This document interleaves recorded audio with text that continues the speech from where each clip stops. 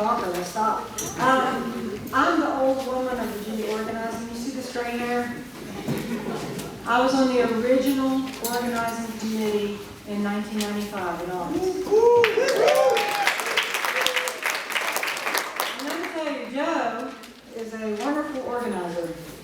But when he went around the state, he started talking to people, doing the one-on-ones, and I'm sure you all have understood what one-on-one means. It means face-to-face. It means telling me who you are and me telling you who I am. And then telling you of my issues, what problems I'm having in my life, and what I'd like to see for the state of Virginia. Okay? That was the original one-on-ones. The first meeting that we had, this is Virginia, right? And we're trying to figure out the problems we have in Virginia with race, with income, with all of that. How in the world do you combine all these people together and make a movement? And when we got into the room, the first thing I noticed was the diversity of the people sitting there. And I mean, it was really diverse. Every color, every creed, every sexual orientation was represented at that table, just about. Now, today, I see this and I go, wow, it's actually working. Now let me tell you about our statements of beliefs. We came up with the statements of beliefs, and there have been a few that have changed over the years, and you all are probably going to add to them. But those statements of beliefs came from us looking at the state of Virginia and saying, what do we want to see the state of Virginia look like? What would our government be responding to? What would we be living like? That's what that statement of beliefs is. We're not there yet. We're working towards it, but that's it. Now, when I first started with Virginia Organizing, it's kind of unnerving to try to figure out how this all works. You've got all these issues. Everybody's got an issue that they really are very passionate about. It might be immigration, it might be race, it might be healthcare, it might be poor people's campaign, it might be any the stoplight in the center of town. And it's a very important issue to you. But how in the world do you take that and work on that issue, but also share the power that you have on the other issues? If you believe in our statement of beliefs, then you understand that every issue is tied to another issue. Immigration is tied to jobs, jobs are tied to prisons, prisons are tied to voter restoration of rights, healthcare. It's all linked together. So you really can't take just one issue and say, that's all I'm going to do and get somewhere. You don't. You have to take it as a whole or community. Then when I first started, it took a long time to understand that. The first campaign, I understood it really well.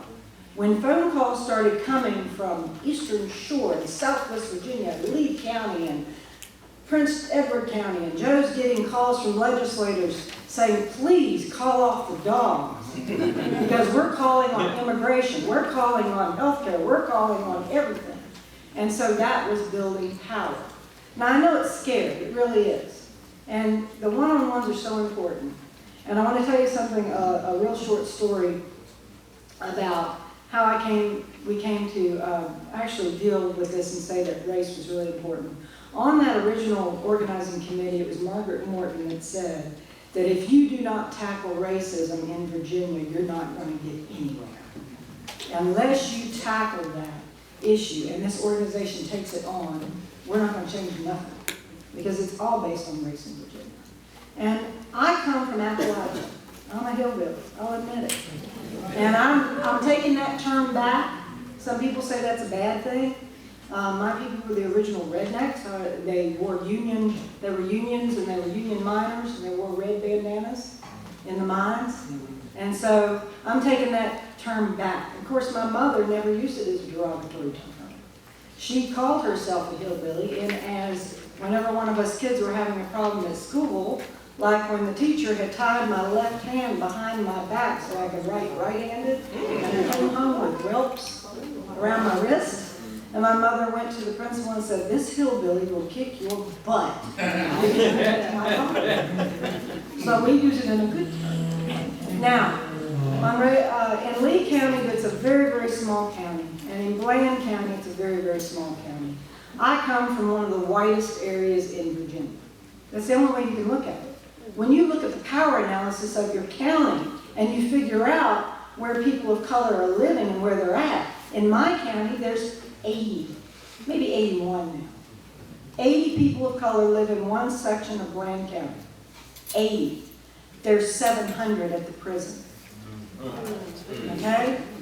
And so, to understand race, you have to understand that. What is that about? And then Jill Carson has a small African American museum in Lee County. It's an old schoolhouse. It's a wonderful place. And what opened my eyes to some of the racial issues was actually conversing with people of color. You have to bring them into the room. They have to be able to speak. They have to tell you their stories. And when you hear their stories, you go, my God, that's terrible. Why in the world am I not speaking about this? And it's a little scary to speak about this, I'll tell you why. But there was a man that came to speak to us. He was a professor from Chapel Hill. And it's a little African American museum. And he was late. And he drove up in an MG Midget, a 1960s model, kind of like the James Bond. Beautiful car. Absolutely gorgeous. And he had restored it to pristine condition. But he was late. And he had to apologize. He was a person of color. He said, I'm sorry, I probably should have taken the family car because I forgot I was traveling in Southwest Virginia and I'd get stopped multiple times to see if I earned it. And that's when it hit me. I was going, wow, my God, that's racial profiling. So we were doing a racial profiling campaign and I wrote a letter to my local Bland Messenger on racial profiling. And I got my first fan mail, which was hate mail. And it was pretty scary. Now, this was 16 years ago. This hasn't been just recently. This is Virginia. We knew this pushback was coming.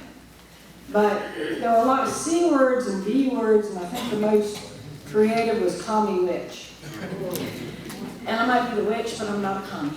And it's okay. But, and I didn't know who this person was, but they knew me. And so that's scary. And for years, they were threatening me, threatening my kids, threatening everything that I was. And that was the closest I ever came to quitting Virginia organizing. Because I thought, oh my God, this could be really serious.